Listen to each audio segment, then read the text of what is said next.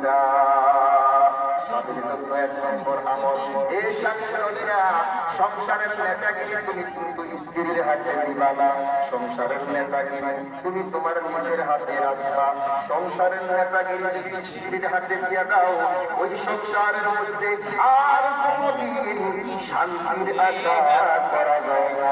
মুসলমান ভাইরারে আমার, আমাদের সমাজের মধ্যে এরকম কিছু ফ্যামিলি আছে, দু একটা ফ্যামিলি আছে, সারা মাস স্বামীরা কষ্ট করে চাকরি করে যখন বেতন পায়, মাস শেষে স্ত্রীর হাতে টাকাগুলো বুঝাইয়া দেওয়া লাগে।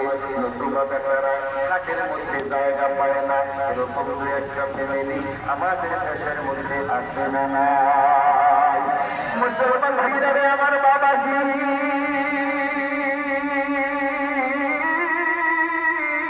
আল্লাহ রাব্বুল আলামিন কয় আর-রিজালু কাওয়ামুনা আলান নিসা।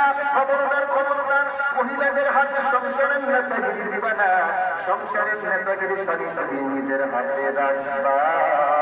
একটা সময় দেখা যাইত ছেলে দিনে পড়াবে, মেয়ে বিবাহ দিতে 1 বার 2 বার 3 বার খবর নিত এই বাড়ির মাতাব্বর পুরুষ নাকি মহিলা।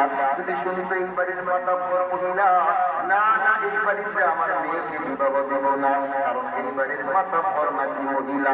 সেই বাড়ির মাতাব্বর হইবে মহিলা, সেই বাড়িতে আমার মেয়ে কোনোদিন সুখ শান্তিতে থাকতে পারবে না।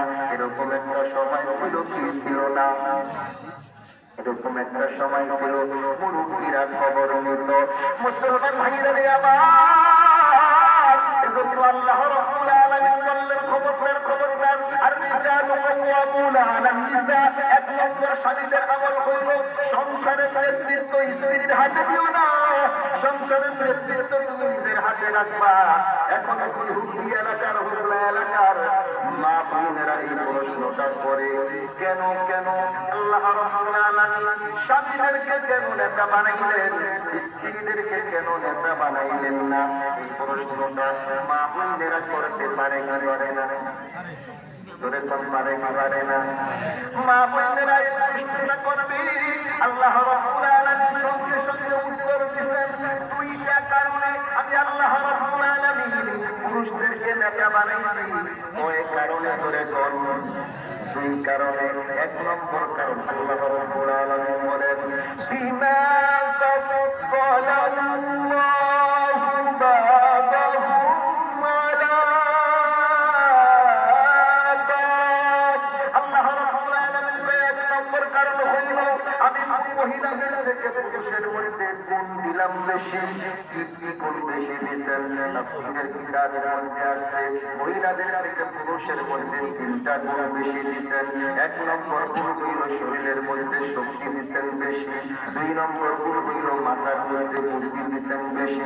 3 নম্বর গুণ হইল ধর্মীয় ডিউটিটাও পুরুষদেরকে দিয়েছেন বেশি। সব কিছুর ব্যাখ্যা কিন্তু করা যাবে না, সময় অনেক কম, কথা কিন্তু অনেক বেশি। পুরুষের শরীরের মধ্যে শক্তি কম না বেশি? রাস্তা দিয়ে আমি যাচ্ছি, হঠাৎ দেখি রাস্তার পাশে মা বোনেরা কোদাল দিয়া মাটি কাটে, মাটি কাটে। আমি জিজ্ঞাসা করলাম, না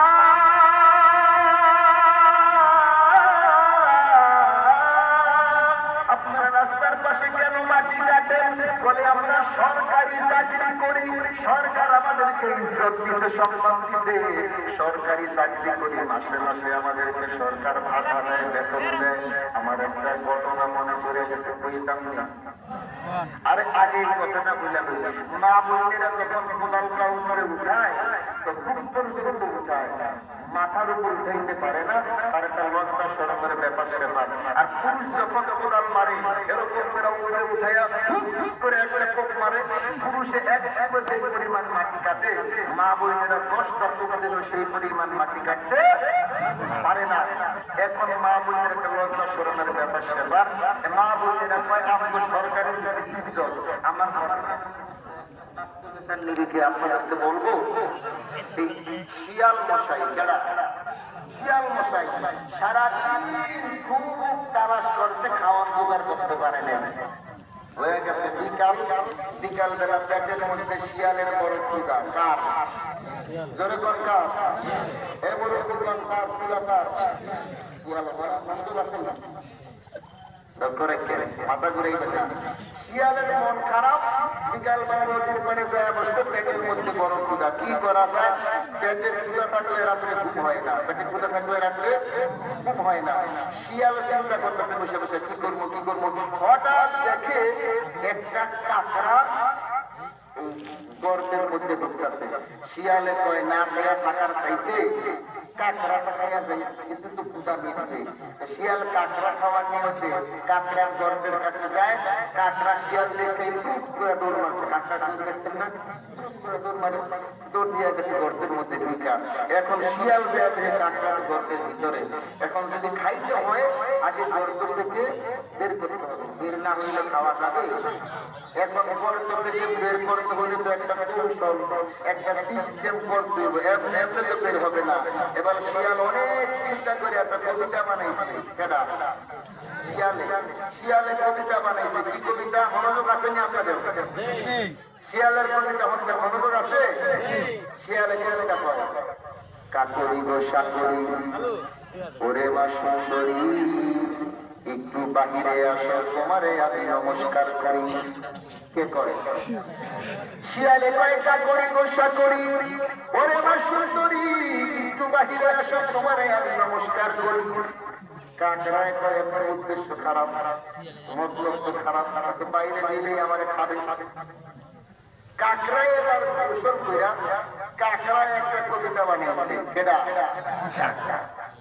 কাকড়ায় কয়, এবার সারাদিন ঘুরিয়া ফিরিয়া গায়ের মধ্যে এসেছে জ্বর, আজকের দিনটা নমস্কার তুই বাহিরে থেকে কর। কথা বুঝেন নাই? সালাম দেওয়ার উদ্দেশ্য হয় বাইরে থেকেই তো দেওয়া যায়, ভিতর থেকে কাকড়া একটু সালাম শুনতেছে না? মা বোনদেরকে যদি ইজ্জত দিতে হয় ঘরের মধ্যে রাখলেই তো ইজ্জত দেওয়া যায়। মাটি কাটান লাগে, ধরে তোর মাটি কাটান লাগে, ওই 500,000 টাকা তো ঘরে রাখলেই মা বোনদেরকে দেওয়া যায়। কথা ঠিক না? মুসলমান ভাইয়ারে আমার লম্বা চূড়া আলোচনা, সবকিছু খোলামেলা বলার সময় নাই। 2 নম্বরে পুরুষের মধ্যে মাথার মধ্যে বুদ্ধি দিচ্ছেন বেশি।